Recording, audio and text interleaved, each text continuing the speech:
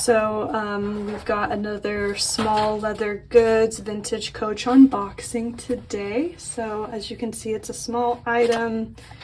I'll go ahead and take it out of the box. So this is the vintage coach squeeze key case, style number 7215 in the color black. And I would estimate it was likely made sometime in the late 80s to early 90s.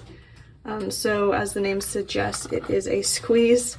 So you squeeze it right here, key case, and you would attach the keys here to this little keychain piece.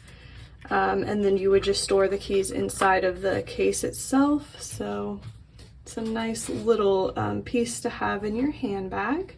And as you can see right here, it's got the Coach cartouche stamped on the front. And it's got some hardware pieces here on the sides. And then here's what the back looks like. And then I'll show you the inside again, where the little keychain piece is stored. So yeah, that's the squeeze key case, style number 7215. And this item is available now in our online store, so the link will be below just in case you were interested in checking it out. But otherwise, thanks so much for watching. Take care and see you next time.